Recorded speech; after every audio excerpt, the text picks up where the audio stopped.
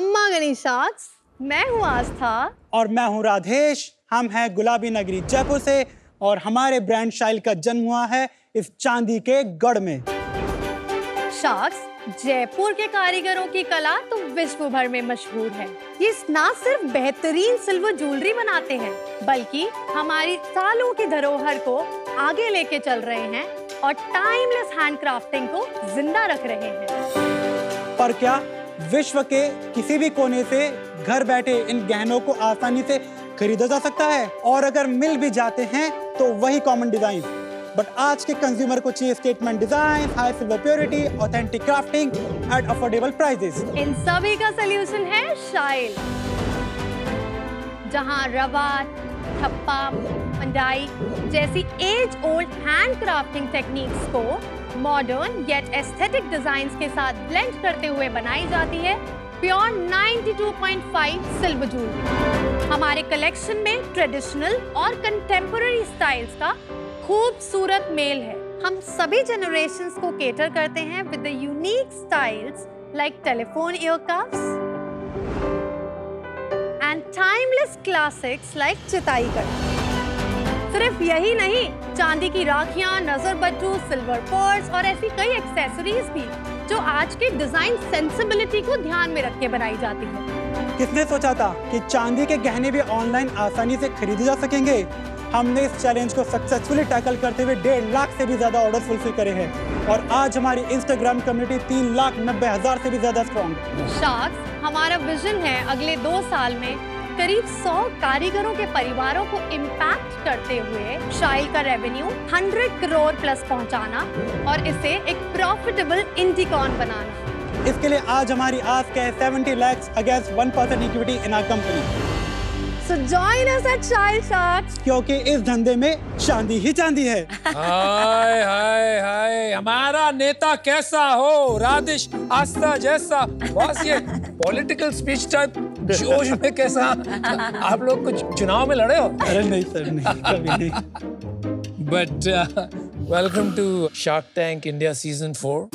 बताइए, शाइल नाम कहाँ से आया? I was just curious. I know style का कुछ किया है आपने, but how did you come up with it? So as you just said, it rhymes with style. अच्छा, बस इतना ही था? और बहुत ही कन्वीनियंटली डोमेन मिल रहा था। तो shail.com shail.in लिया था हमने तब। अच्छा। अभी रिसेंटली shail.com एक्वायर किया है। Oh, well done. Very good। और Okay. गूगल कर रहे थे शाइल तो एक पुराना सा वेबसाइट आ रहा था। और 4 साल हमने नेगोशिएट किया है shail.com के लिए अलग अलग आइडेंटिटी से and we were able to acquire it last year. कितने में लिया आपने? सर 1,90,000 में। रुपीस? हाँ, $2,000। Not bad. आप मेरे से बहुत ज्यादा स्मार्ट हो। मैंने भी 3-4 साल नेगोशिएट किया शादी.com डोमेन के लिए। मेरे से $25,000 ले गया। तो आप लोग दोनों कैसे मिले? How did you come upon this? थोड़ा बैकग्राउंड भी बताइए। ठीक है सर, मेरा जन्म और परवरिश जयपुर से हुई है। अच्छा। मैं एक बिजनेस फैमिली को बिलोंग करता हूँ जहाँ हमने बचपन से ही बिजनेस की बातें सुनी है। आज तक मेरी फैमिली में, एक्सटेंडेड फैमिली में दूर दूर तक किसी ने जॉब नहीं करी। I was the only one who ever did a job. अच्छा। I graduated from IIT Roorkee 2013 June में। Worked for 6 months in Reliance as a chemical engineer. फिर मैं मूव कर गया फ्लिपकार्ट में 2014 में and I work directly under the vertical of Kalyan Krishna Murthy. 1.5 साल काम करने के बाद I join my friends as a founding team member in there neighbourhood commerce startup Lazy Lad. 1 साल कंपनी रन करी, 2 राउंड ऑफ फंडिंग उठाए और हमें एक टेक जाइंट ने एक्वी हायर कर लिया। पैसे वैसे बने? नहीं सर, जो आया था इन्वेस्टर को लौटा दिया। उसके बाद I join Crownet as a operations head. Lazy lad से क्राउनेट में जो ट्रांजिशन था उस बीच मेरी मुलाकात आस्था से हुई थ्रू अ फैमिली सेटअप। इनकी प्रोफाइल जब मेरे पास आई तो मैंने थोड़ा डिग इन करा तो ये मिस फ्रेशर्स थी अपने कॉलेज की। Miss fresher? हाँ, मिस फ्रेशर्स है, एकदम फैन फॉलोइंग तगड़ी कॉलेज में, क्रेजी। और हम IIT के साथ तो लड़कों के साथ ही घूमते थे, कुछ मतलब नहीं है। वही मैं कह रहा हूँ, तुमको आगे डिग इन करने की जरूरत ही क्या थी? फोटो देखते ही हाँ बोल देते। फोटो फ्रेंड के साथ आई थी तो मुझे डाउट होता है कौन सी वाली है। And my friend was more pretty and what I am telling you. She's just being humble. 1-2 साल ही हुए हैं क्या शादी के? 9 साल हो गए। 9 साल हो गए। तो अब ये 2 minds में थी, इनके पास क्या लिस्ट थी लंबी, हमारे पास एक लिस्ट आया था।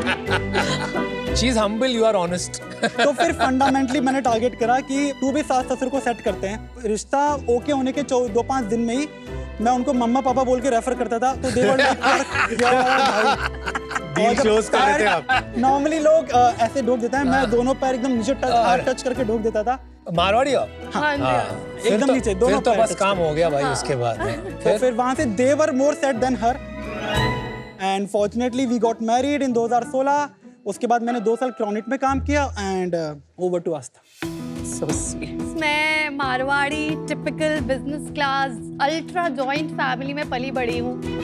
मैंने सारी पढ़ाई जयपुर से की, ग्रेजुएशन भी जयपुर से किया। पोस्ट ग्रेजुएशन मैंने MBA किया मार्केटिंग में। MBA कहाँ से किया आपने? Nirma university sir, Ahmedabad. Of course. वहाँ से मेरा रिक्रूटमेंट हुआ था as a management trainee in Bajaj Allianz Pune. मैं इनसे मिल ली थी उस दौरान and then we decided to get married. तो आई लेफ्ट मेरा जॉब, मैं जयपुर आ गई। मुझे हमेशा से पता था कि मुझे बिजनेस ही स्टार्ट करना है। मैंने डिसाइड कर लिया था कुछ तो ऐसा ही प्रोडक्ट पकड़ूंगी जहाँ पे जयपुर का स्ट्रेंथ है। ज्वेलरी में मेरा पर्सनल इंटरेस्ट प्रेशियस मेटल पे बहुत रहता है एंड ऑनलाइन स्पेस में ना उस समय इंस्टाग्राम का बिजनेस स्टोर्स का ट्रेंड स्टार्ट हुआ था। तो मुझे लगा ये अच्छा तरीका है अपने प्रोडक्ट को टेस्ट करने का और एक लीन मोड पे चालू करने का। शाइल शुरू कब हुआ? 2017 दिसंबर के अराउंड। आप प्रोडक्ट दिखा सकती हैं, लाई हैं कुछ? So महामृत्युंजय मंत्र। I love your necklace. Thank you. This is beautiful. Thank you. ये ले लेते हैं। Thank you. Thank you. So this is the शाही घोड़ा which we've made. My God. बहुत ज्यादा इंट्रिकेट काम है ये, जो घोड़े की पूरे फीचर्स बनाए हैं। Even though ये इतना चंकी पीस है, it's not heavy. It's lovely. ये जैसे जो आप शाही घोड़ा कह रहे हैं, इसकी कीमत कितने की हो? 8,900। इसमें सिल्वर कितने का लगा? लगभग 4,500 के राउंड का इसमें सिल्वर लगा है। महामृत्युंजय मंत्र है सर सिर्फ पेंडेंट है 2700 का, विद चेन है 3700 का। इट्स प्रीटी इनक्रेडिबल कि 2700 रुपए में इस तरीके का काम आप लेकर के आ पा रहे हैं। तो प्रोडक्ट्स के बारे में बताइए कि कितने SKUs हैं, टॉप सेलर्स कौन से हैं? हमारे पास 1000 SKUs हैं अक्रॉस 70 लॉन्ग कैटेगरीज। हमारी मेजर कैटेगरीज हैं एयरिंग्स, बैंगल्स और नेकलेसेस एंड रिंग्स। ये क्या होता है? रवा, ठप्पा, पुवाई, ये जो नाम लिए थे इन्होंने। जैसे ये देसी ठप्पा है, ये हाथ से गढ़ा है कारीगर ने और इस ठप्पे से ये नेकलेस बना है। आप देख रहे हैं एक एक सीक्वेंस, ये सब इस ठप्पे से गढ़ी गई। मतलब स्टैम्प। हाँ।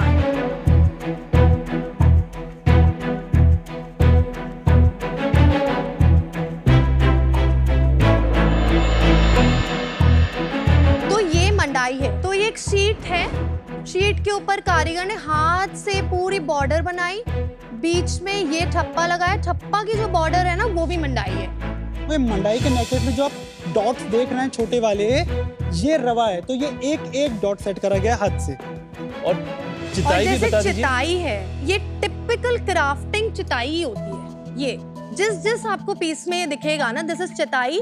और हाथरस करके गांव है उत्तर प्रदेश में, वहाँ के कारीगर बेस्ट है चिताई में। जयपुर के कारीगर भी बनाते हैं पर हम खुद हाथरस से बनवाते हैं। और आपने वाइन ग्लासेस क्यों रखे हैं? ये भी बनाए हैं मैम हमने अभी। इसके ऊपर जो मोटिव देख रहे हैं रेनडियर, ये वाला। हाँ जी हाँ जी। तो वो सिल्वर है। वो सिल्वर वो सिल्वर है। Oh wow, Very pretty. Beautiful, lovely. Nice gift. कितने कारीगर? 100 कहा आपने? नहीं, वो 100 तो कहा ना? विजन है हमारा। अभी हम 30 कारीगर के परिवारों के साथ काम करते हैं हम। और इस क्वालिटी का मार्केट में दूसरे कंपनीज हैं जो सिल्वर के काम करते हैं? अगर आप जयपुर के देसी मार्केट में जाओगे ना तो आपको भर के चांदी के गहने मिलेंगे। बट जनरली ऑनलाइन में बहुत ज्यादा आपके सेगमेंट में कंपटीशन नहीं है, ऐसा आप कह रहे हैं? नहीं है सर। सब ब्रांड्स हैं, जैसे आम्रपाली है या संगीता बूचरा है या शाया बाय कैरेट लेन है। हमने हमारी USP रखी कि ये डिजाइन्स हमारी हैं। प्रॉपराइटरी है ये सारी आपकी? कॉपीराइट रजिस्टर्ड नहीं है अभी, बट इन हाउस डिजाइनिंग है और we are in the process. पर आम्रपाली की प्राइसिंग बहुत डिफरेंट है। डिजाइन एस्थेटिक्स भी डिफरेंट है, प्राइसिंग भी डिफरेंट है, प्लस एक USP जो आपने वेट मेंशन किया था, बहुत बड़ा USP है शाही का। आम्रपाली का कितना होगा प्राइस इसका?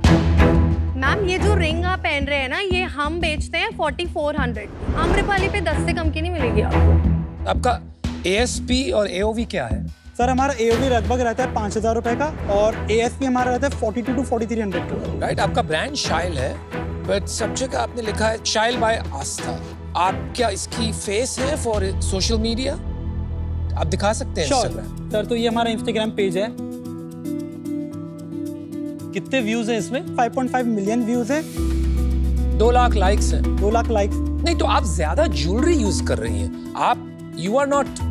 भाई सर मैं एक्सप्लेन कर रही थी, मैं हूँ भी नहीं है जो शूट कर रहा है। अच्छा, ये भी मेरी मॉडल ही है। उसमें जस्ट टू ऐड हमारी 50 से ज्यादा reels 1 million plus views hit करी है। और वो पेड है कि ऑर्गेनिक है? ऑर्गेनिक। हमारे त्रिशूल राखी ने 15.5 मिलियन व्यूज हिट करे हैं। राधेश, आपके बिजनेस का रेवेन्यू का परफॉर्मेंस थोड़ा बताएंगे पिछले 2-3 साल का? सर 2021-22 हमने क्लोज की थी लगभग 10.5 करोड़ पे। अब 22-23 हमने करा था 13 करोड़। ठीक है। 23-24 हमने करा है 15 करोड़ पे क्लोज। 24-25 हम लोग 18 पे क्लोज करने का कर रहे हैं। अभी तक कितना किया है? 11 करोड़। तो 10% और ग्रोथ हो रही है, मतलब फंडिंग नहीं उठाई आपने? नहीं मैम, बूटस्ट्रैप्ड है। और बॉटम लाइन बताएंगे थोड़ा? सो 21-22 में हमने अराउंड 25 लाख का प्रॉफिट किया था, एबिटा किया था 25 लाख का। 22-23 में हमने 47 लाख किया था। 23-24 हमने 84 लाख किया था। और ये सर हम लोग 1 करोड़ के 1 करोड़ के आसपास कर देंगे। हम भी ऐसी बात करते हैं घर में। ठीक है। आपके पास कैश इन बैंक अभी कितना है? 50 लाख के अराउंड। तो आपने इन्वेस्ट कितना किया था बिजनेस में? हमने इनिशियल कैपिटल लगाई थी 7 लाख की। उसके बाद जो प्रॉफिट्स आ रहे थे एज इन फाउंडर्स एक्सपेंस करने के बाद में सारा बिजनेस में ही पंप होता जाता है। तो आपने 7 लाख रुपए की इन्वेस्टमेंट से इस साल 1 करोड़ का प्रॉफिट बना लिया। हाँ जी सर। बड़ा बिजनेस ना बड़े पैसों से ज्यादा बड़े आइडिया से बनता है, तो आप उसका पूरा बेनिफिट लिया है। यूनिट इकोनॉमिक्स पे फोकस करें 1 मिनट। 100 रुपए की सेल करी, 3% उसमें से GST गया और 45% हमारा कॉग्स गया, तो हमारा GM आ गया लगभग 52%। वहाँ से 3.6% हमारा शिपिंग गया, 3% पैकेजिंग गया, 2% हमारा पेमेंट गेटवे और COD चार्ज गया और 3.6 हमारा मार्केट प्लेस कमीशन गया। तो 12% हो गया। तो सर हमारा CM1 बन गया 39.8। That's right. फिर वहाँ से 24% हमारा मार्केटिंग गया, तो हमारा CM2 आ गया 15.8। फिर 6.3% हमारा सैलरी में गया, 4% हमारा यूटिलिटी एंड ओवरहेड में गया, तो हम 5.5% का एबिटा कर रहे हैं। आपकी salary about 7-8-9 lakh per month जा रही है अभी? हाँ जी मैम। तो इसमें आप दोनों की कितनी है? मेरा तो उसकी सैलरी के नीचे I am a consultant in the company. क्यों? She is a sole proprietor. तो आपकी अभी इक्विटी नहीं है? नहीं है, अभी नहीं है। और कंसल्टेंट आप नीचे, मतलब सैलरीज के नीचे जो प्रोफेशनल चार्जेस आते हैं ना, मैं वहाँ पर अपनी लेता हूँ। क्यों? और मैम कंसल्टेंट में 44 ADA में फाइलिंग होती है, तो 50% तक तो एक्सपेंस पर दिखा ये पाते जब आप प्राइवेट लिमिटेड कंपनी बनाएंगे तो ये सारे झोल तो नहीं कर पाएंगे? झोल तो नहीं हैं। हुआ मैम यार। झोल नहीं है मैम, ये स्मार्ट टैक्स प्लानिंग कहूँगा मैं इसको, बट प्राइवेट लिमिटेड बैंक तो 50-50 इक्विटी रहेगी। तो आपकी सैलरी इस 9 लाख में नहीं है? नहीं है। और आपकी सैलरी है? मैम ये प्रोप्राइटर है तो सारा इन्हीं का है, ऐसे कोई सैलरी बोल के ड्रॉ नहीं करते हैं, मतलब इन्हीं का ही माल सारा। तो आप कैसे डिसाइड करते हैं कि कंपनी से क्या पैसा निकालना है? और मैम महीने का 1-1.5 लाख रुपए के आसपास का एक्सपेंस होता है जो निकाल लेते हैं ये अपने हिसाब से। तो प्रॉफिट आफ्टर टैक्स 0 था बेसिकली? नहीं मैम, इसमें से खर्चे निकल गए और 25 लाख के आसपास का हमने टैक्स भरा था। 61-62 लाख के आसपास का पैट है। वो 6 लाख में कौन लोग हैं आपके पास जिनको आप सैलरी दे रहे हैं फिर? ऑर्डर प्रोसेसिंग में 2 लोग हैं, इंस्टाग्राम हैंडलिंग में 2 लोग हैं। एंड कारीगर की सैलरी कॉग्स में ली है आपने? कॉक्स के अंदर आ गई है मैम। सबसे ज्यादा सैलरी किसकी है? डिजाइनर की है जो मेरे बराबर उठाती है। कितना उठाती है? आपकी तो पता ही नहीं चल रही अभी तक इससे कुछ। मैम 1.5 पेटी 1.5 लाख रुपए। 1.5 लाख रुपए उठाती है। Love it. सही है। आपका चैनल डिस्ट्रीब्यूशन कैसा है? 82% of our sales come from our own website. लगभग 8-9% जो कि हमारा एक्सपोर्ट का कंट्रीब्यूशन है वो मेजरली Etsy के थ्रू आता है, और बचा हुआ जो 10% है उसमें 7% कंट्रीब्यूशन अमेजन का है और 3% में फिर मिंत्रा, आजियो, इटर्न्स आता है। लेकिन आप अगर देखेंगे ब्रांड मेलोरा या जीवा या कैरेटिंग, offline is a very big play, तो आपका ऑफलाइन को लेके क्या विजन है? नेक्स्ट 3 मंथ्स में हम लोग जयपुर में अपना EBO लेकर आएंगे। पर आपने खुद बोला था कि ऑफलाइन तो बहुत क्लटर है, तो क्यों ऑफलाइन? मैम जब हमने शुरू करा था ना तब हमें कोई नहीं जानता था, वहां पर हम भीड़ में एक दुकान होते, आज हम एक ब्रांड बन गए हैं। अगर आप ब्रांड होते तो आपका मार्केट प्लेस में भी बिजनेस काफी होता, बिकॉज मार्केट प्लेस में लोग ब्रांडेड सर्चेस करते हैं। मैम मार्केट प्लेस के कमीशंस हर एक के अलग अलग है, किसी का 25% है, किसी का 13% है, और वो प्राइस मैच के लिए प्रेस करते हैं। फिर उनके ऊपर आपको एंड ऑफ सीजन सेल और कुछ सेल्स भी चलानी पड़ती है। अगर हमारे मार्केट प्लेस पर प्राइसिंग हमारी वेबसाइट से कम होती है तो कैनिबलाइज करते हैं, हमारे कस्टमर उधर से जाके ले लेते हैं। तो मार्केट प्लेस का अगर हम लोग एक सब सेक्शन सेपरेट कर देंगे तो वहाँ से हम लोग प्राइसिंग का भी गेम कर सकते हैं जो हमारी वेबसाइट से कंपेयर नहीं होगा। हम कस्टमर एक्वायर भी करेंगे वहाँ से और इवेंचुअली खुद का कस्टमर बनाएंगे जो कि हमारा टारगेट है। ये जो आपकी असॉर्टमेंट है, जो सिलेक्शन है, वो आपकी खुद की वेबसाइट पे और स्टोर्स में सेम होगी? स्टोर्स तो सर जो हमारी वेबसाइट है वो एंटायर थिंग स्टोर पर भी मिलेगा। आपको थोड़ा इसके बारे में सोचना चाहिए, क्योंकि जैसे जीवा में मैं पहला इन्वेस्टर हूँ। बहुत बारी जो ऑनलाइन बिकता है जरूरी नहीं है कि ऑफलाइन वही बिकता है इस तरह की lifestyle category. Keep your mind open. Understood. अच्छा एक चीज बताइए, आपका रिपीट रेट कितना है? सर हमारा month on month repeat somewhere around 15% चलता है। M12 में कि 25-26% पे आके सर ही हो जाता है। पर आप तो 10% ईयर ऑन ईयर ग्रो कर रहे हैं, तो सिर्फ 15% आपके रिपीट हैं। अभी ना हमारा डिमांड कुछ हद तक सॉर्टेड है, सप्लाई सॉर्टेड है, दोनों के नहीं, बीच। सॉर्टेड का डेफिनेशन क्या है? मैं एक इसमें बीच का एक लेयर मिसिंग है, वो है टेक। हम लोग रिटेंशन मार्केटिंग नहीं कर रहे अभी। रिटेंशन मार्केटिंग उन स्ट्रेटजीज को बोलते हैं जो एग्जिस्टिंग कस्टमर्स को लॉयल और एंगेज रखने में मदद करती हैं, जैसे कि birthday discounts, cashback offers, emailer campaigns. Retargeting एक रिटेंशन मार्केटिंग का फॉर्म है जहां हम परफॉर्मेंस मार्केटिंग यूज करते हैं, नए नहीं पर एग्जिस्टिंग कस्टमर्स को एड्स दिखाकर वापस लाने के लिए।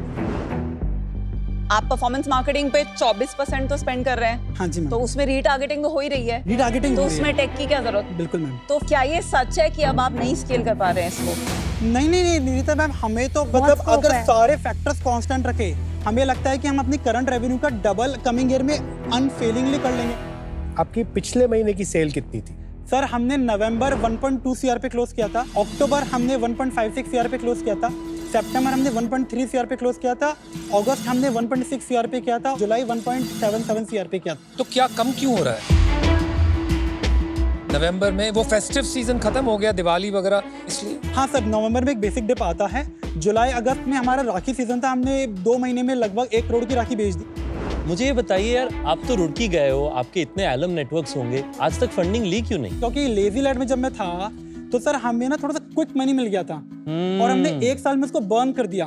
तो ना वो गलती दोबारा नहीं करनी थी सर। धंधा बनाना था प्रॉफिटेबल, इररेस्पेक्टिव फंडिंग आए नहीं आए। अच्छा, हम आपको एक ऑफर देते हैं। तो ये सेक्टर बहुत अट्रैक्टिव है और आप दोनों वेरी नाइस स्किल्स, पर रितेश और मैं साथ में जुड़ना चाहेंगे और हमारा ऑफर आपके लिए है 70 lakh for 1.5% equity and 1% royalty जब तक हमारा प्रिंसिपल ऑफ 70 लाख हमें वापस नहीं मिल जाता। Thank you ma'am. मारवाड़ी बोलो थे? जी सर थोड़ी घंटी थोड़ी रॉयल्टी लेनी है? सर कुछ बुराई नहीं है रॉयल्टी। रॉयल्टी कहीं करा ला। बिल्कुल सही। कैसे स्केल करोगे इसको 100 करोड़ तक 2 साल में? सर हम लोग shile.com पर एकदम यूएस केटर्ड कलेक्शन डालेंगे जहाँ पर प्राइसिंग डॉलर में रहेगी और जियो टारगेटिंग करके अभी वो लोग रुपए वाली रेट पे खरीद रहे हैं, तो हम लोग बहुत डिस्काउंटेड एनआरआई बड़ा मार्केट है सर हमारा। सेकेंडली सर हम लोग किड्स कलेक्शन और मेंस कलेक्शन भी लॉन्च कर रहे हैं। डिसीजन मेकर्स जो विमेन है हमने काफी सारी एक्वायर कर रखी है, वही बच्चों की ज्वेलरी भी खरीदेगी और कहीं ना कहीं मेंस के लिए भी वही खरीदेगी। टेक इंप्रूवमेंट है, तो सर ये सारे फैक्टर्स लेते हुए सर एकदम उड़ने के लिए रेडी हम तो सर एकदम सिल्वर माइन पे बैठे हैं। मार्जिन एक्सपैंड कैसे करोगे? सर हम लोअर कैटेगरी के जब प्रोडक्ट लॉन्च करते हैं ना, जैसे महामृत्युंजय मंत्र जो उन्होंने देखा 2700 का है, वो हमें लगभग 1100 का पड़ता है। तो लोअर में मार्जिन बेटर है, कस्टमर का थ्रेशोल्ड उसको पकड़ने का बेटर है, तो वहां से हम लोग एक्चुअली अपने मार्जिन इंप्रूव कर पाएंगे। Alright guys, I think I'll make you an offer. लेकिन यार मेरे को इक्विटी थोड़ा ज्यादा चाहिए and I think you need more money also. एक दुकान में कितना लगेगा अपने को खोलने का? 20-25 पेटी के आसपास लग जाएगा। इन्वेंट्री के साथ? इन्वेंट्री से जयपुर में ना, तो इन्वेंट्री तो लिमिटेड रखी जाएगी वहाँ पर, फिर भी 35-40 लाख लग जाएगा। तो आई थिंक 2-3 स्टोर की कैपिटल तो होनी चाहिए। तो मैं आपको एक ऑफर करता हूँ 1.4 करोड़ फॉर 5%। तो वैल्यूएशन इनसे कम है लेकिन कोई रॉयल्टी नहीं है। ओके, तो आई थिंक आपने शुरू में बात की थी कि हमारा ब्रांड अभी बन गया है इसलिए हम ऑफलाइन जा रहे हैं, पर उससे मैं अग्री नहीं कर पा रही हूँ, क्योंकि एक 10% एनुअली ग्रोइंग बिजनेस का 15% revenue share coming from old customers, this is one of the lowest I have seen, जो out of all these categories जो विमेन को एड्रेस करती हैं। अगर ये सिर्फ परफॉर्मेंस मार्केटिंग पे प्रॉप्ट अप है तो कोई आएगा जो आपके 55% ग्रॉस मार्जिन की जगह 45% ग्रॉस मार्जिन चार्ज करके आपसे सस्ता बेचेगा, क्योंकि आपकी सप्लायर साइड जो कारीगर है उस साइड पे मोट बहुत छोटी है। एंड मुझे लग रहा है कि मुझे थोड़ा आपकी ड्यू डिलिजेंस करने में भी, आपका गिवन आपका रेवेन्यू, आपकी टोटल सैलरी बिल बहुत कम है, तो मुझे थोड़ा कंफर्ट भी नहीं आएगा। तो आई wish you the best. Vinita ma'am, एक छोटी सी चीज़ है मैम, जो 15% कस्टमर है रेवेन्यू नहीं है, रेवेन्यू उनका 32% के आसपास आता है। सेकेंडली जो हमारा मोट है, बहुत सारे डिजाइन होते हैं वो एक वर्कशॉप एक बंदे से नहीं बनते, तो it's a mix of multiple workshops. तो उसको कॉपी करने के लिए हमारी सारी वर्कशॉप को तोड़ना इज अ वेरी स्ट्रॉन्ग डिफेंसिबिलिटी जो हमने क्रिएट करी है। मैं समझ गई। एंड आपके पास अच्छी ऑफर्स भी है, तो आई नो आप आए थे शायद ऑल 5 स्टार डील, बट आज ऑल 5 स्टार डील नहीं हो पाएगी। But I wish you lots of patties and lots of खोखास। I am out, but best of luck. Radhesh और आस्था, बिजनेस आपने अच्छा बनाया, पर मुझे लगता है कि इसको स्केल करने में आगे काफी चैलेंजेस आने वाले हैं। होता क्या है, इन तरह के लाइफस्टाइल बिजनेसेस में जब रेवेन्यू इस स्टेज पे आ जाता है, रेवेन्यू में एक एक्सेलरेशन आ जाती है। आपके बिजनेस में वो हो नहीं रहा है। ये ब्रांड सक्सेसफुल है और सक्सेसफुल होगा। मेरे दिमाग में सिर्फ एक ही सवाल, कितना बड़ा कितनी देर में बनेगा।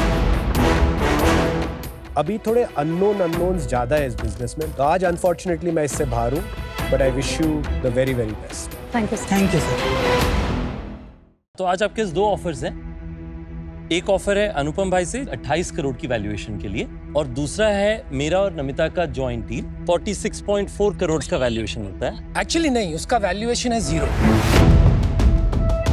लेकिन खत्म कर क्योंकि आपका सारा पैसा आप रिटर्न कर रहे हो उनको royalty. No, that's not true. Keep that in mind. आज के दिन में हमारे लग्जरी सेगमेंट में आज 20 होटल आ गए, इंक्लूडिंग एक जयपुर में। उन सारे में हमारे पास ज्वेलरी शॉप्स हैं, तो हम उन सारे शॉप्स में आप लोगों को एक इजी एक्सेस टू रिटेल दे सकते हैं। आप सोच करके आइए, ये 2 ऑफर्स बना बनाया डिस्ट्रीब्यूशन मिल रहा है। अगर एनआरआई को बेचना है आपको, there is only one way to do it, through me. Hotel distribution में इम्पल्स परचेज होता है। कौन होटल डिस्ट्रीब्यूशन देने वाला है? बिना भाड़े के कोई दुकान देता है? अच्छा, एनीवे आप डिसाइड कीजिए। रॉयल्टी हटवा दे, चाहे 2% चाहिए। ये अच्छा एंगल था। वैल्यूएशन 0 है।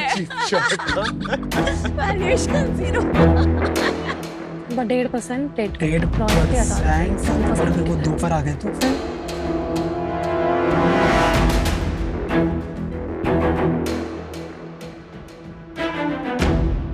आप तीनों के लिए हमारे पास एक काउंटर ऑफर है कि रॉयल्टी तब ली जाती है जब एग्जिट थोड़ा डिफिकल्ट लगे।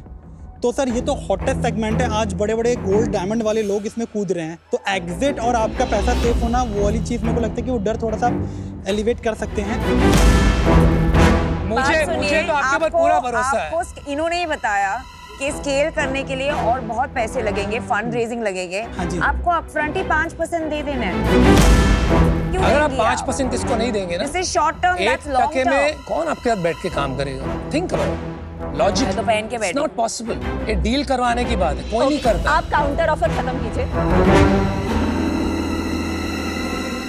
नमिता मैम और रितेश सर, हमारा काउंटर ऑफर है। इनको नहीं देना, उनको Aastha. She is giving us. बताइए। It's 1.5% for 70 lakhs and no royalty.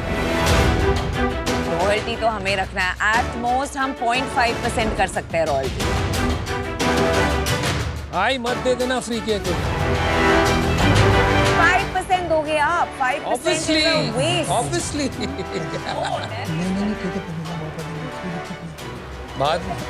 बाद में देख लेंगे।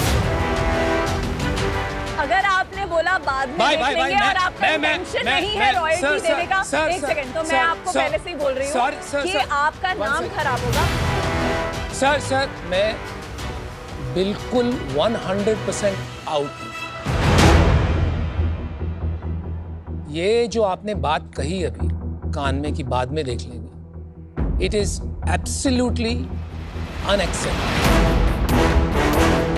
नहीं बाद में देखेंगे ऐसा नहीं बोला है सर, हम लोग वो मतलब वो तो लोग ही नहीं है सर। हाँ। अगर आपने 0.5% रॉयल्टी अगर हमारा डील लिया आपने और कमिट किया तो आपको देना पड़ेगा, ऐसे नहीं कि अरे बाद मैम, में फिर मुकर जाएंगे। और आपकी पर्सनालिटी बहुत ऑनेस्ट लगती है, तो I would like to believe. Ma'am अपनी जबान की खाते हैं, कोई सवाल पैदा नहीं होता सर। I believe you. हमने तो 100% नहीं बोला, अनडाउटेडली नहीं बोला सर। मतलब मैम ने कह दिया, बस बात हो गई। अच्छा आस्था और राजेश डिसीजन लीजिए। Come on guys, whatever it is. Namita and Ritesh, we have a deal.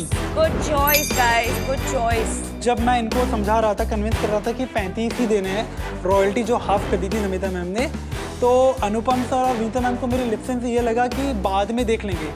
तो दे माइट हैव थॉट कि यार ये उस कैटेगरी के पिक्चर्स हैं जो बाद में मुकर जाएंगे यहाँ पर हाँ भर के, लेकिन हम अपनी जबान की खाते हैं, हम ऐसे लोग ही नहीं हैं। Best of luck. Thank you sir, thank you. बहुत बुरा किया आपने। 30 करोड़ की वैल्यूएशन मांग रहे हैं, हम 18 करोड़ तो इस साल वैसे ही क्लोज कर लेंगे, कहीं कोई गणित ही नहीं बैठती, तो हमने उनको काउंटर ऑफर देना भी नहीं था। और Namita ma'am, she herself is a fashionista, बहुत सुंदर लग रही थी वो मेरी ज्वेलरी में, और उन्होंने जेनरस करा 1.5%, 70 लाख हम रेडी थे, वो एक रॉयल्टी वाला पार्ट था, काश हट जाता, कोई बात नहीं हटा।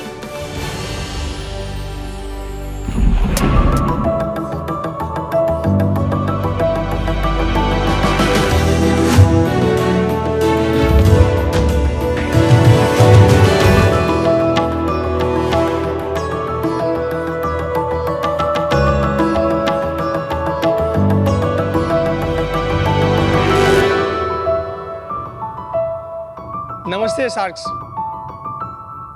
यह है पुरानी एक बिल्डिंग जो है बॉम्बे का रॉयल ओपेरा हाउस। 100 से ज्यादा साल पुरानी है। आज के दिन में भारत के हर कोने कोने में हजारों हेरिटेज बिल्डिंग है, एंशिएंट मॉन्यूमेंट्स है, जैसे कि फोर्ट्स, पैलेसेस और एंशिएंट टेम्पल्स, जिसकी हालत खंडर जैसी है। लेकिन ये खजाना से भी बढ़कर है। ज्ञान का ये अमूल्य खजाना आज अर्बन डेवलपमेंट, लोगों की लापरवाही और पर्यावरण में प्रदूषण के वजह से धीरे धीरे लुप्त हो रहा है। एक दिन शायद ऐसा भी आएगा शार्क्स कि ऐसी इमारतें हमें सिर्फ और सिर्फ तस्वीरों और किताबों में ही देखने मिलेंगी। नमस्ते सर, मेरा नाम शांतिलाल सवानी है, उम्र 70 साल है। अरे और ये मेरा भतीजा है। राम सवानी, उम्र 45 साल है और ये मेरा भतीजा है। 3 generations। मैं जागृत सवानी, उम्र 26 साल। हम मुंबई से आए हैं एक मिशन लेकर। मिशन देश की प्राचीन धरोहरों का जीर्णोद्धार करने का, यानी उनका कंजर्वेशन करने का, जिससे वो कुछ इस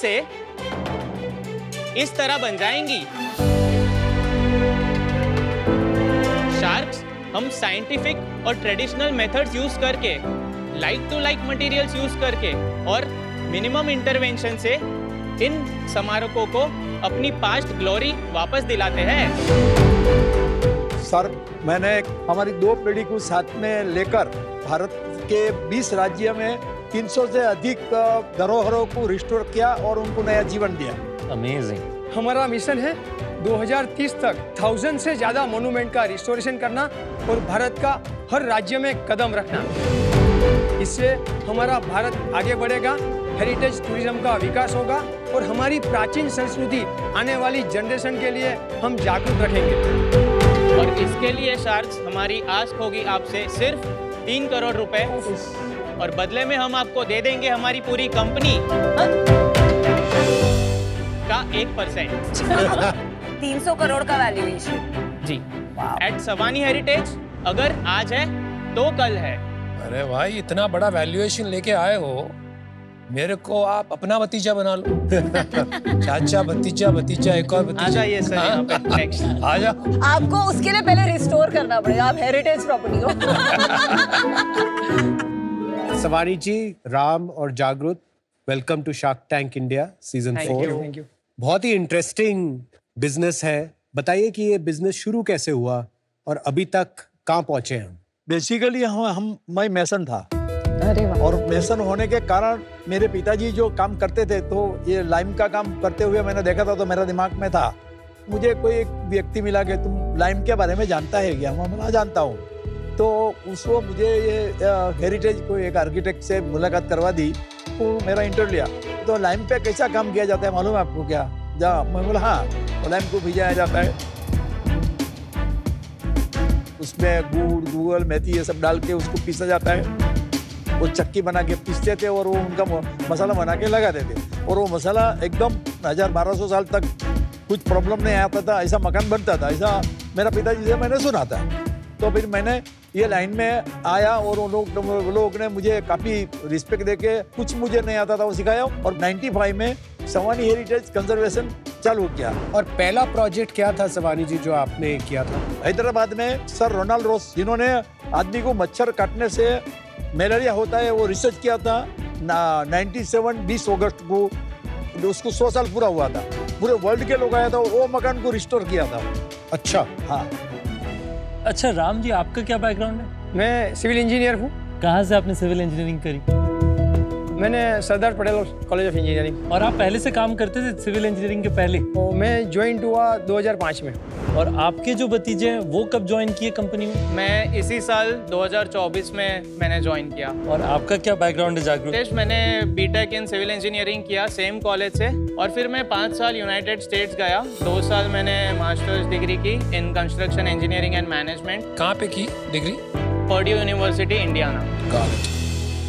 एक बात बताइए, मैं जैसे पढ़ाई की थी एक जगह से IIM अहमदाबाद, वहाँ पे एक आर्किटेक्ट थे लुई कान, जिन्होंने 1960 में बहुत सुंदर एक आर्किटेक्चर बनाया था। इंस्टीट्यूट ने सोचा कि अब हम रिस्टोर करेंगे। हाँ। तो वो एक 3 साल लंबा प्रोजेक्ट चला, पर उसमें सारे एलुमनाई ने रिबेलियन कर दिया, क्योंकि रिस्टोरेशन में वो जो ओरिजिनल एक बात होती है वो बदल जाते हैं, एंड वो बिल्डिंग की जो सोल होती है वो सेम नहीं रहती। तो कैसे आप मेक श्योर करते हैं कि आप वो प्रिजर्व कर पाएं? सबसे पहले तो विक्रम साराभाई लाइब्रेरी जो IIM का हमने रिस्टोर किया है, और जिसके लिए यूनेस्को अवार्ड भी मिला हुआ है। Well done. इसका कंजर्वेशन 2 तरीके से होता है। एक स्ट्रक्चरल कंजर्वेशन, जैसा ओपेरा हाउस थिएटर है, काफी डेंजर कंडीशन में था, उसको हमने स्ट्रक्चरल स्ट्रेंथनिंग किया। उसके साथ साथ बहुत सारा फ्रंट में आर्ट वर्क है जो लाइमस्टोन में था। कुछ स्टेच्यूज का भी आप उसका पेडिमेंट देखेंगे तो उसका बहुत सारा पार्ट जो है वो मिसिंग था, वो टूट गया था। तो हमने वापस वो सेम लाइमस्टोन से उसको रिस्टोर किया, और जहाँ जहाँ पे मतलब अलग अलग टेक्नोलॉजी, डचमैन रिपेयर है, कुछ लाइम प्लास्टर है, स्टेनलेस स्टील का स्टिचिंग है। मैं वैसे गया हूँ 2-3 बार, एंड आई मस्ट से कि बहुत बेहतरीन काम किया। नाउ वेदर उसकी मेंटेन है कि सोल पता नहीं, मैं पहले उस जमाने में तो गया नहीं, तो आई डोंट नो दैट। लेकिन अब लगता है कि बॉस मुंबई में अपने कंट्री में एक जोरदार ओपेरा हाउस। तो आप जो है एस्थेटिक रीजन के लिए ज्यादा रेस्टोरेशन करते हैं कि मोर लीकेज हो रहा है, प्रॉब्लम्स हो रही है? आपके पास कॉन्ट्रैक्ट्स किस लिए आते हैं, किस कारण की वजह से? दोनों टाइप का आता है। स्ट्रक्चरल कंजर्वेशन एक चीज है, दूसरा फसाड रिस्टोरेशन है। Facade is for the aesthetic. हमने बहुत सारा, जैसा राजाबाई टावर बॉम्बे यूनिवर्सिटी का, उसका फसाड रिस्टोरेशन किया। खजुराहो में एक पुराना पैलेस है, उसका हम रिस्टोरेशन कर रहे हैं, वो हेरिटेज होटल के लिए। तो वहाँ पे स्ट्रक्चरल कंजर्वेशन वर्क भी है और लाइम प्लास्टर जो एस्थेटिक पॉइंट ऑफ व्यू, दोनों का कॉम्बिनेशन है। ऐसी कितनी कंपनीज होगी जो रेस्टोरेशन और कंजर्वेशन में स्पेशलाइज करती हैं इंडिया में आपके स्केल? शायद रेयरली मिल सकते हैं। मतलब फिर भी 2-4 कंपनी? 1-2-3 कंपनी। मैं इसलिए पूछ रहा हूँ क्योंकि हम यूरोप जाते हैं तो वहाँ पे देखते हैं उनकी बहुत सारी मॉन्यूमेंट ऐसी है 12 महीने रेस्टोरेशन ही चलता है, तो it is a continuous project. यहाँ पर इसका स्ट्रक्चर कैसे है, क्या है, ये समझने की कोशिश कर रहा हूँ उसकी तुलना में। 85 to 90% गवर्नमेंट है, 10 to 15% I can classify private client. Bharat के अंदर बहुत बड़ा एक चैलेंज है कि रिस्टोरेशन के लिए लोग खर्चा कर लेते हैं, लेकिन उसका मेंटेनेंस के लिए एकदम सुसुप्त है, वो निग्लिजेंसी होता है। सही है। लेकिन ऐसा भी कुछ प्लस बात बताता हूँ कि जैसा जूनागढ़ में एक ऊपरकोट फोर्ट है, वो फोर्ट हमने गुजरात टूरिज्म के अंडर में रिस्टोर किया। उसके बाद गवर्नमेंट ने हमको मेंटेन और ऑपरेट करने के लिए हमको दिया। अच्छा। और जो रिस्टोर करने के पहले का जो फुटफॉल था उसकी कंपैरिजन में उसका फुटफॉल 4 टाइम्स बढ़ गया। 1 साल के अंदर 8.5 लाख लोग ने विजिट किया ऊपरकोट फोर्ट। और एंट्री का फी है कि फ्री है? एंट्री की फीस 100 रुपीज है। तो आप टिकट्स भी कर पा रहे हैं और स्केल भी कर पा रहे हैं। कितना लंबा प्रोजेक्ट था और कितने पैसे लगे इसमें? ये 18 महीना हुआ और ये जो ऊपरकोट फोर्ट है उसको 72 CR का खर्चा हुआ। और उसमें आपका मार्जिन कितना था? 10%। और उससे जो 2-3 करोड़ की साल की आमदनी थी वो 8 करोड़ हो गई। उसमें ऐसा है कि कुछ पार्ट है, हमको गवर्नमेंट को कुछ उसका स्लैब्स है कि इतना यहाँ तक कलेक्शन आएगा तब तक हमारा उसके बाद गवर्नमेंट को रिटर्न करना है। ओह, तो आपको रेवेन्यू शेयर है क्या कुछ? Yes. मतलब आपको फुटफॉल्स अश्योर करने हैं। Yes. वो पार्ट ऑफ द टेंडर है। यस। Okay, I get. सबसे छोटा प्रोजेक्ट कितना बड़ा होता है और सबसे बड़ा प्रोजेक्ट कितना बड़ा होता है? सबसे छोटा प्रोजेक्ट 2 लाख का था और सबसे बड़ा प्रोजेक्ट जो है अमरनाथ शिव मंदिर है, जिसका मॉडल यहाँ पे लगा हुआ है, जो रिस्टोरेशन के साथ साथ टूरिज्म फैसिलिटीज का काम है। कितने वैल्यू का प्रोजेक्ट? ये है 110 CR प्लस GST। कितने साल का चलेगा ये प्रोजेक्ट? ये 3 साल का प्रोजेक्ट है। सिंस आप बोल रहे हैं कि 85-90% गवर्नमेंट के थ्रू आता है आपका रेवेन्यू, तो एक साल में गवर्नमेंट तकरीबन टोटल कितना स्पेंड करती है रेस्टोरेशन प्रोजेक्ट्स पे? हर स्टेट का अलग अलग होता है, लेकिन मैं महाराष्ट्र का बताऊं। हाँ, महाराष्ट्र का। तो महाराष्ट्र स्टेट आर्कियोलॉजी में जो वर्क चलता है वो मैं समझता हूँ तब तक साल का 200 करोड़ खर्चा करते रहेंगे। तो सब मिला के इंटू 20 टाइम्स इसका टोटल मार्केट स्पेंड होता होगा 4000 करोड़। उससे भी ज्यादा हो सकता है। आज की तारीख में MSRDC जो रोड का काम करते थे वो भी टेम्पल का काम करने लगे।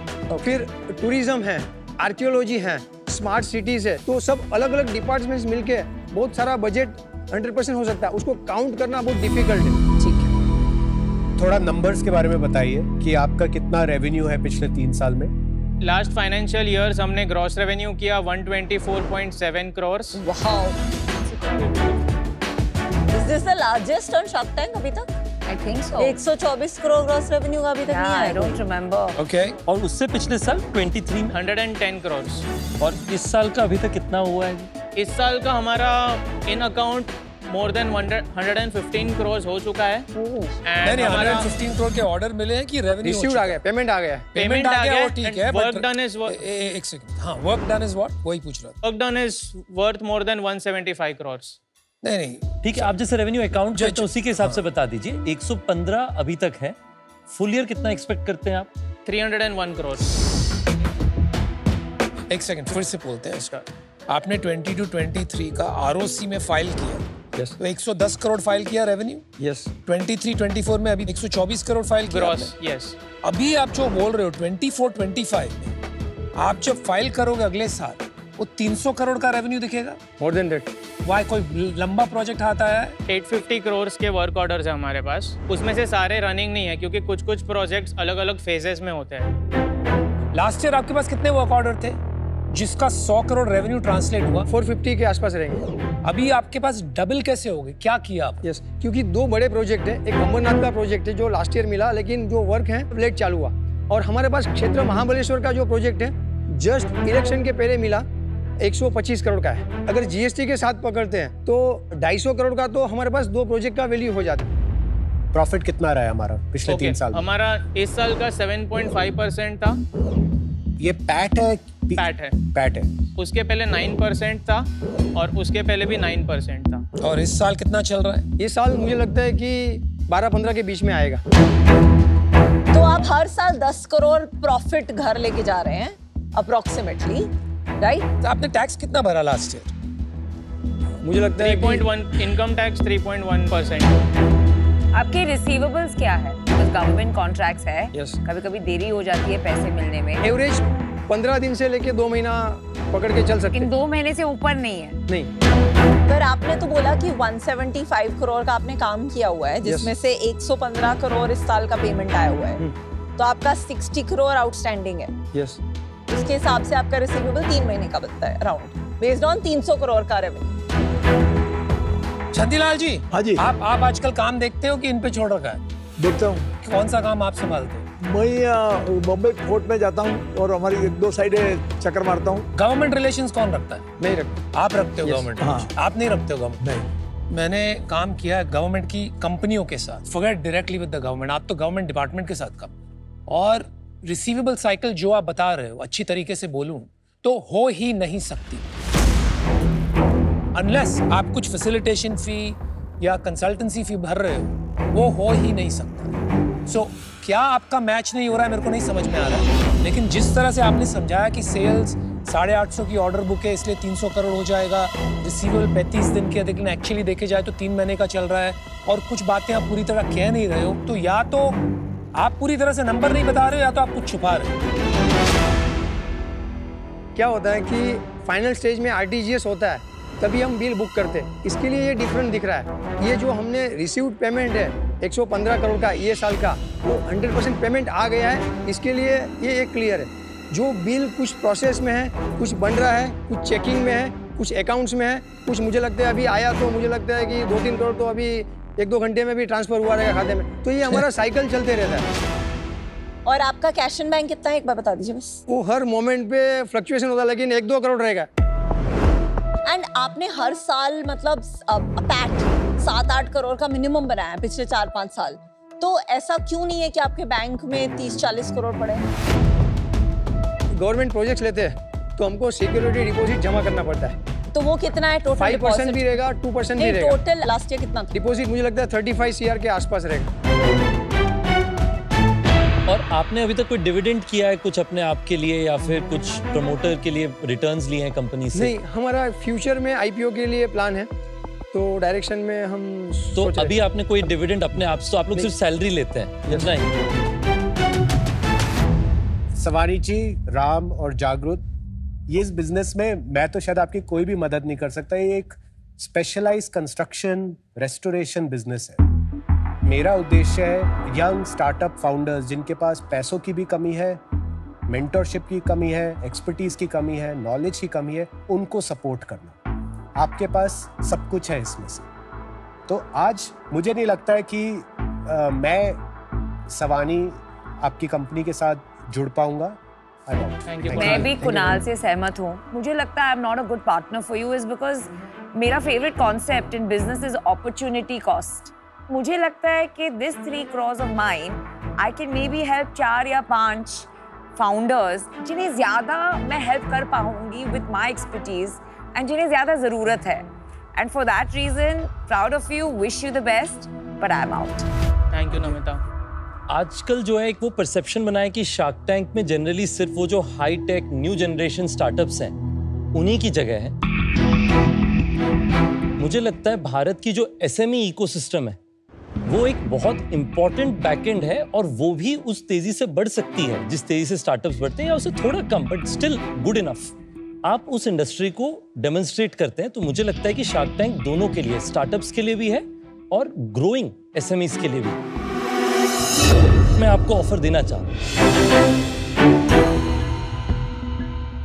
1 करोड़ का इक्विटी इन्वेस्टमेंट, 1% के ओनरशिप के लिए, 2 करोड़ रुपए डेट लाइन, 10% पर एनम के इंटरेस्ट पे। पर ये डेट लाइन है, तो आप जब ड्रॉ डाउन करेंगे तब से आप उसके बारे में पे करेंगे। 3 साल के टेनर के लिए होगा।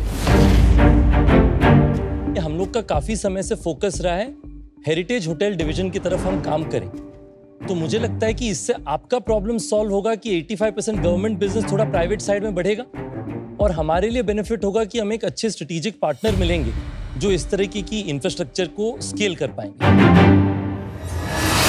कंग्रेचुलेशंस राम, जागृत एंड शांतिलाल जी, आपको बहुत अच्छी ऑफर मिली है।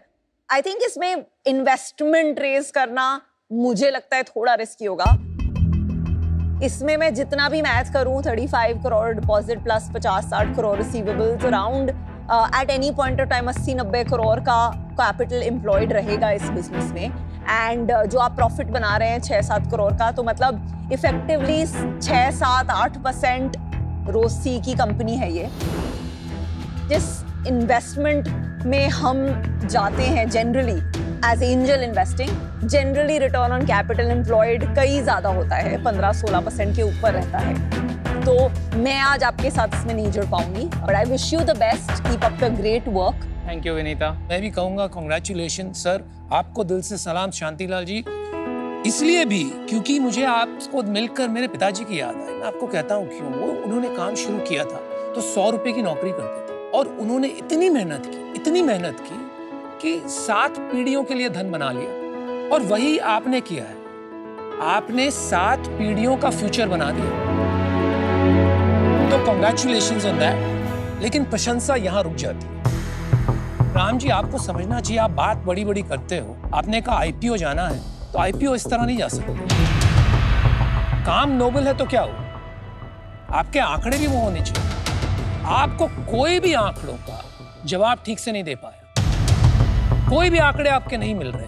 आपने कहा टैक्स कहीं सोच रहे हो, कहीं समझ तो क्या हो रहा है, रिसीवेबल आपके मैच नहीं हो रहे हैं। आपने 35 करोड़ सिक्योरिटी डिपॉजिट की बात की, तो आपको फंडिंग किसकी जरूरत है? आप 35 करोड़ के अगेंस्ट आराम से आपको जितनी चाहे लिमिट मिलेगी, वो तो एसेट हो गया ना आपका।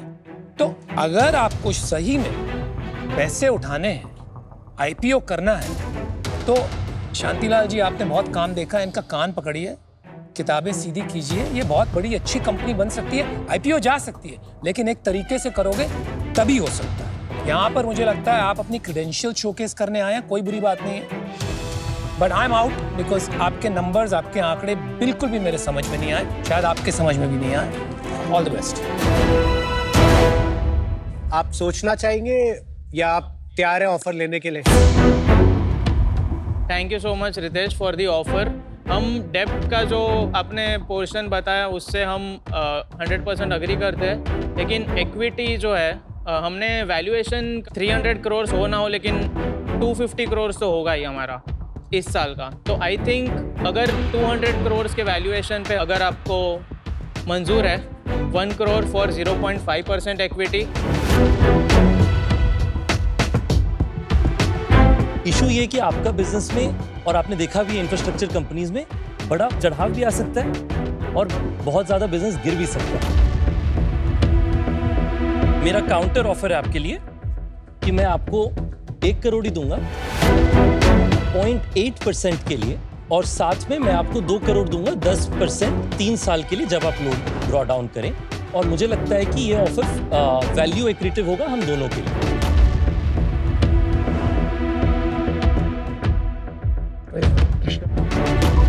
ओके रितेश, सो डील पक्की। Alright, congratulation. Highest revenue deal है आज तक की शार्क टैंक की। Congratulations. Many congratulations Kapil ji, I wish you all the very best. Thank you. मुझे लगा कि नंबर्स कुछ भी रेकंसाइल नहीं हो रहे थे, क्वेश्चंस आंसर्स काफी घूम के आ रहे थे। जो भी फिगर हम बोलते हैं वो उसका होमवर्क है, हमारे पास सपोर्टिंग डॉक्यूमेंट है, क्योंकि आज की तारीख में हमारा समझो पिछले साल का 125 करोड़ का टर्नओवर है, लेकिन 850 करोड़ का वर्क ऑर्डर हमारे हाथ में है, वर्क इन हैंड है। तो इसका मीनिंग ये हुआ कि हमारे हाथ में 1000 करोड़ का काम है, तो ये 301 करोड़ इजीली उससे मतलब बियॉन्ड जाएंगे। रितेश ने क्यों किया ये तो वही जाने। मेरे नजरिए से तो it was a completely undoable deal. उसके हाथ में थोड़ी ज्यादा खुजली है हमसे, दैट इज फॉर श्योर। अब कैसे जो सबसे बड़ी प्रॉफिट और सबसे बड़ी रेवेन्यू की डील है उसको लेकर के अनहैप्पी हो सकता है? मैं तो उसको लेकर के बहुत हैप्पी हूँ। मुझे उन फाउंडर्स के साथ भी काम करने में बहुत मजा आया। Thank you.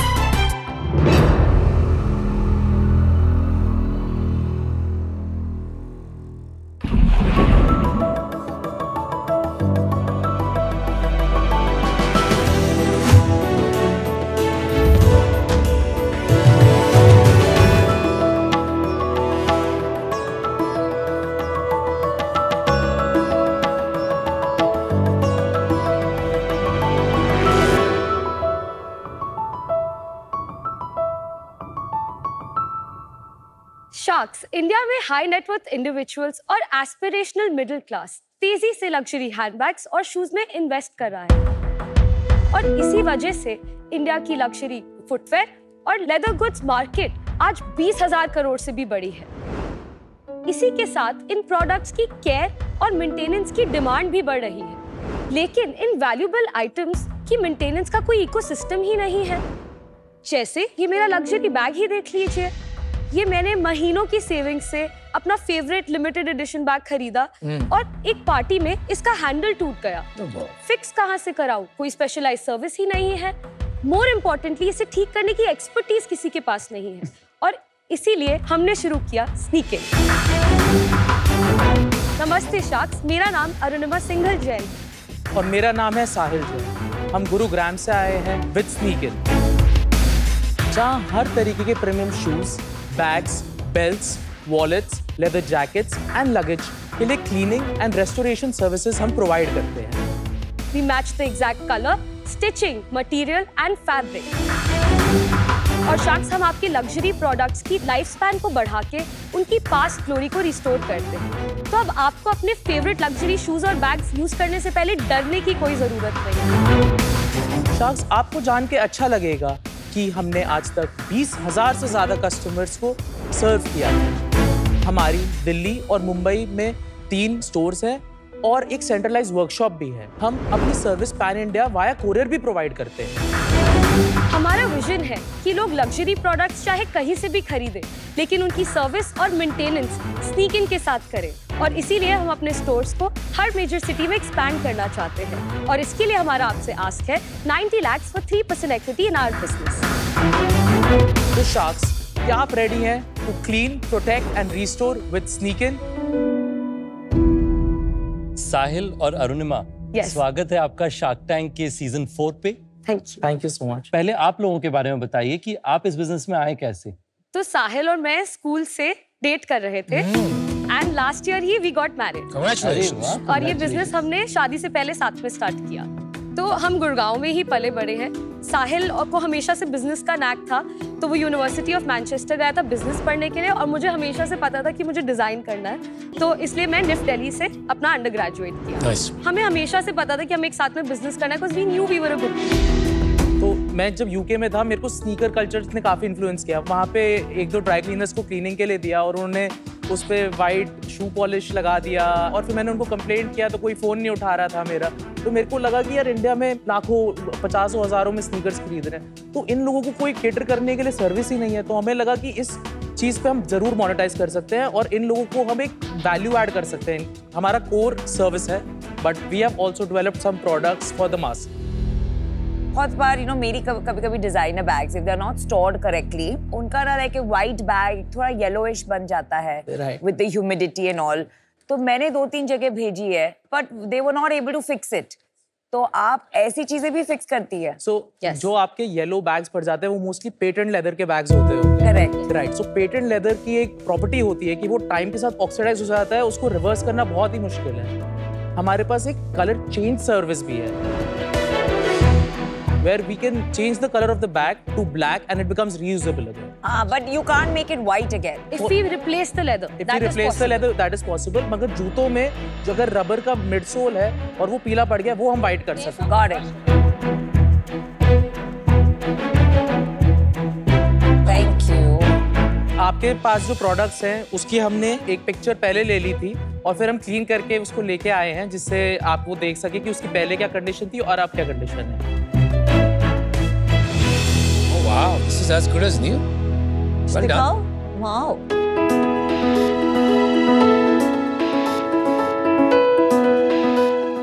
मैं बहुत बारी देखता हूँ YouTube पे बोलते हैं कैटेगरी होती है सैटिस्फाइंग वीडियोस। यस सर, हम भी बहुत Instagram पे ऐसी ट्रांसफॉर्मेशन वीडियोस डालते हैं। एक कोई बैग दिखाइए।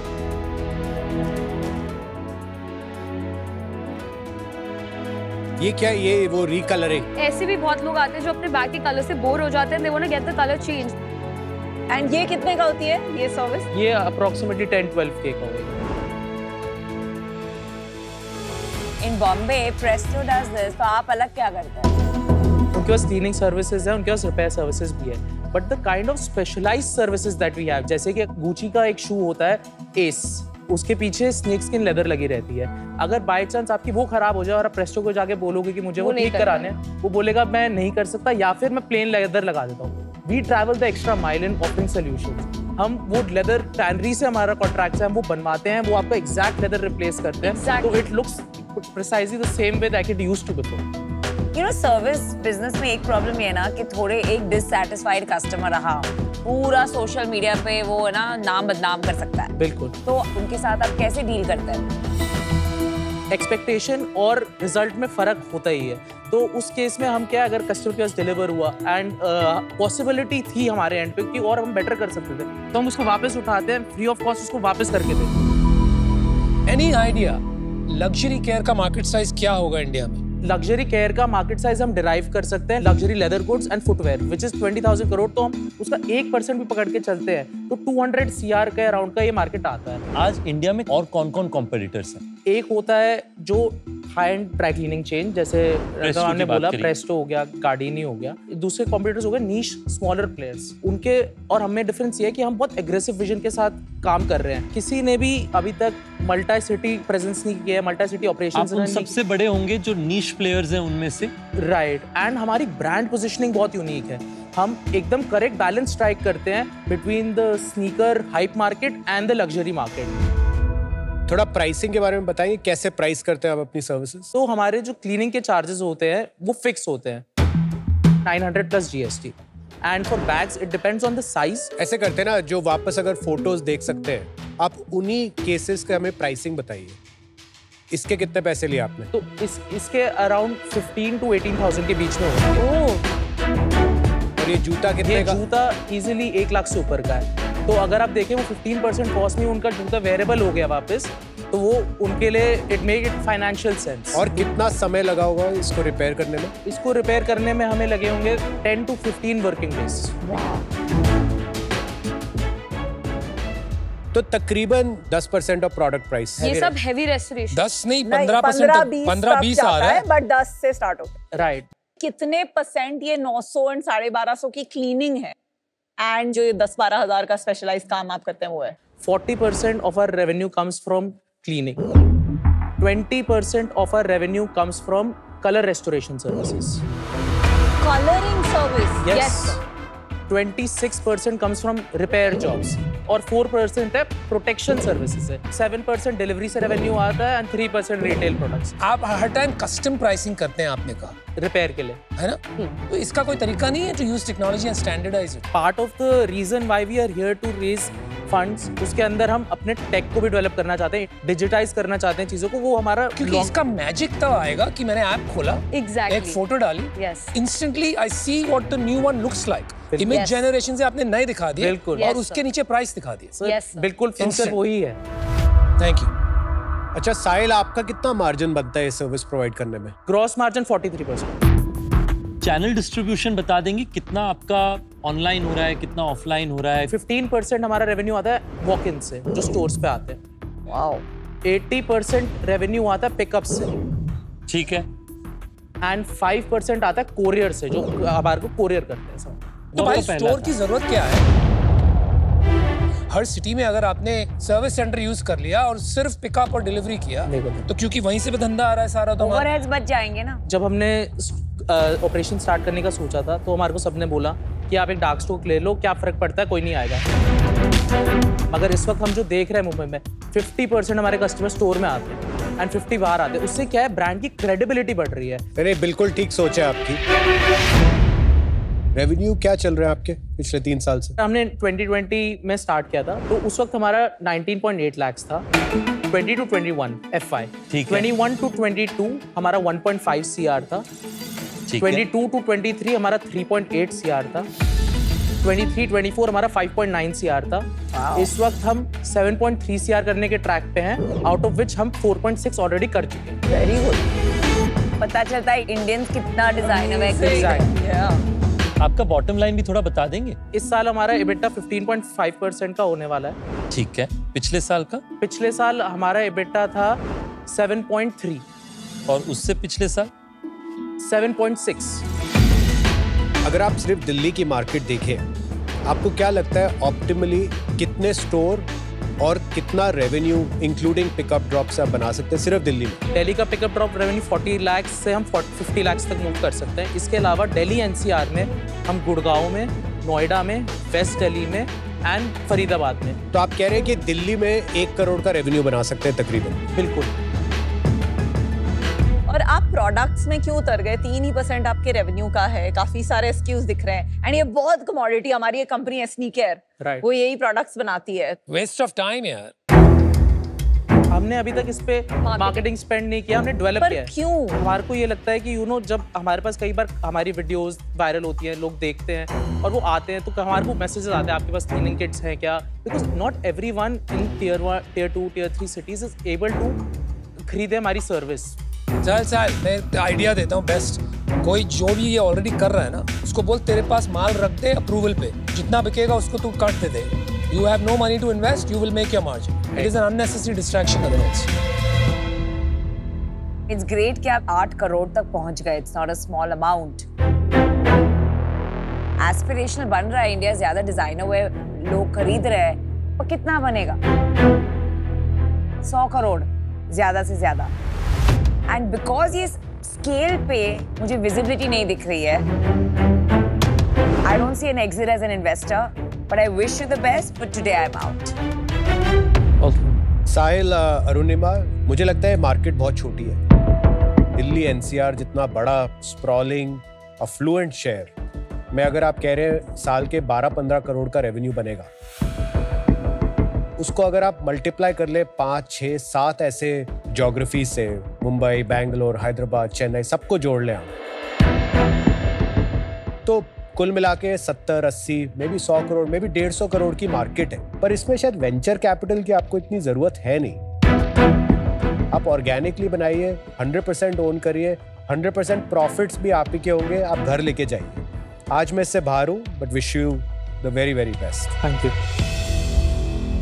मुझे आपके बिजनेस को देख के ना एक कंप्लीटली अनरिलेटेड बिजनेस याद आता है, डायग्नोस्टिक्स का बिजनेस।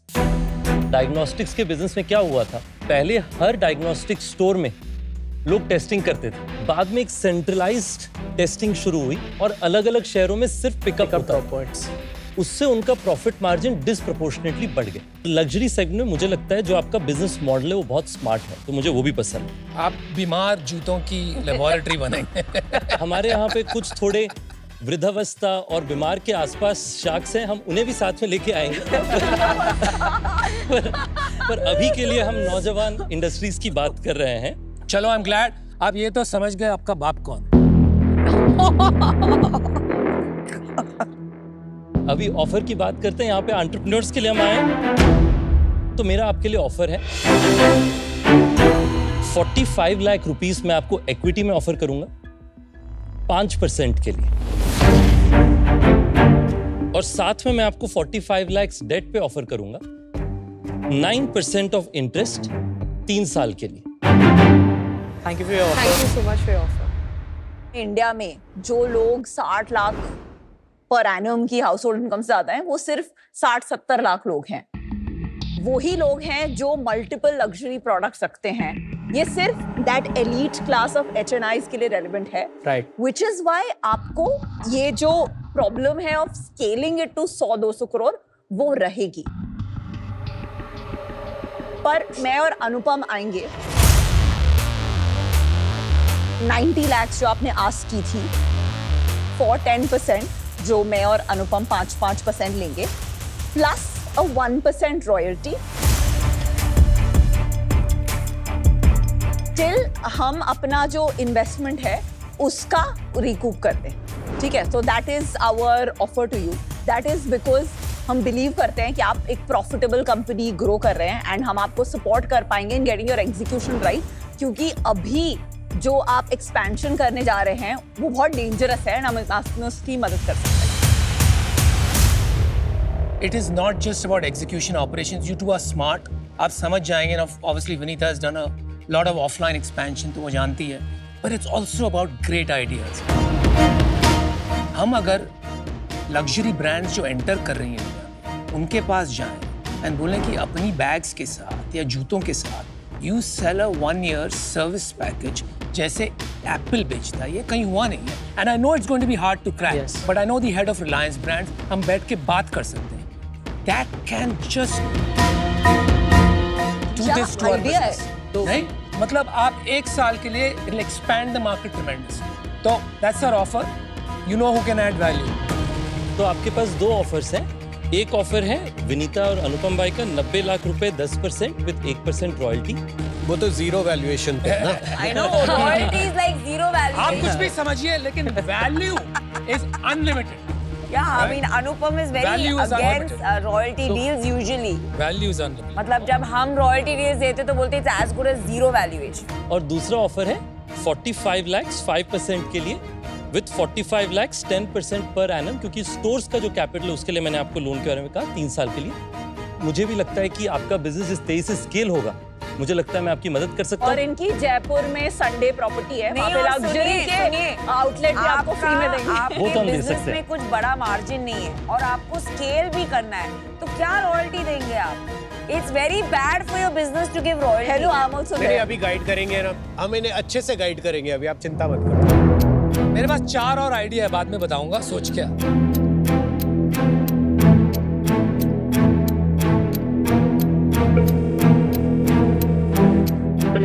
हेलो, हमारे को 2 ऑफर्स है। दोनों शार्क्स ने 9 करोड़ की वैल्यूएशन लगाई है। नामिता, चुप हो जा। अरे तूने अकेली किया होता, मैं कुछ नहीं बोलती। अगर रितेश ये डील जीते तो देश का भला है, एंटरप्रेन्योरशिप की जीत है। 0.25 ना?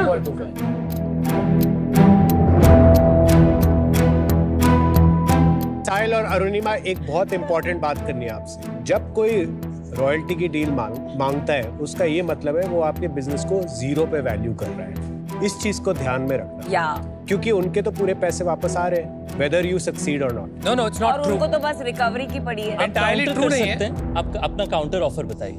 Royalty is a no for us. I am sorry, वो नहीं मैं करता। I respect you for that, very good. हमारा मानना ये है कि एक तो 9 करोड़ की वैल्यूएशन हमारे लिए बहुत लो है, क्योंकि हम इसी साल 7.3 CR करने वाले हैं। 1 CR हमारे को बचने वाला है इस साल। अच्छा, हम काउंटर करना चाहते हैं फॉर 18 करोड़ वैल्यूएशन। आपको डेट से कोई प्रॉब्लम नहीं है?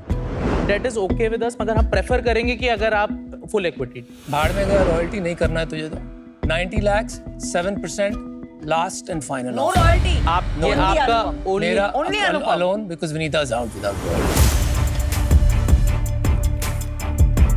Yes or no, otherwise I'm out. Ritesh, are you also going to give an offer? मैं आपको ऑफर दूंगा। वैल्यूएशन मैक्सिमाइज करना है तो वो कर। वैल्यूएशन मैक्सिमाइज नहीं कर रहे हैं, मगर हमारे को एक मौका मिला है, लाइफ टाइम को मौका है, तो बिल्कुल हम सुनना चाहेंगे। मैं आपको 15 करोड़ मैक्सिमम वैल्यूएशन दे पाऊंगा। 45 lakhs at 15 crore valuation and 45 lakhs at 10% per annum for 3 years. Actually साहिल, वो अच्छा ऑफर है, डाइल्यूशन भी कम है। मैं 90 लाख दूंगा, 7% चाहिए मेरे। हम 18 करोड़ वैल्यूएशन पे वी आर स्ट्रेचिंग। तेरे को डेट वेट ये सब चक्कर में पड़ना ठीक है, किसको 1-2% देना है, फिर वो करे काम नहीं करे, that is up to you. मुझे इसलिए करना है कि यार sit and work with you. मैंने ऑलरेडी 3 आइडिया दे दिए तेरे को यहाँ खड़े खड़े। I have 10 more. ये आइडियाज तो मैं भी दे सकता हूँ। आप रितेश का ऑफर मैच करेंगे 15 CR वैल्यूएशन। तो फिर आपको मेरे से नहीं करना है तो कोई बात नहीं, मैं फिर हट जाता हूँ। बिल्कुल, हमारे को ऑफर आज डील लेके जानी है, मगर अनुपम के साथ हम ठीक है, उनके कनेक्शन। आप अनुपम से लीजिए ऑफर। अच्छा यार, अभी खत्म कर ना, तेरा ना मेरा 6.5% से नीचे नहीं आऊंगा मैं। करनी है तो कर, नहीं तो ही बनाना। 6% and we have a deal. No, आप कर लीजिए। 6.5 यू सेड कोई डेट भी नहीं है। कुछ नहीं फर्क पड़ता है 0.5% से। कम ऑन, कर दो यार अनुपम, 6%। नहीं यार, अभी मुझे भी देखना है यार इनकी जजमेंट कितनी है। If they don't value for 0.5%। कोई ऑफर बची नहीं है अभी टेबल पे।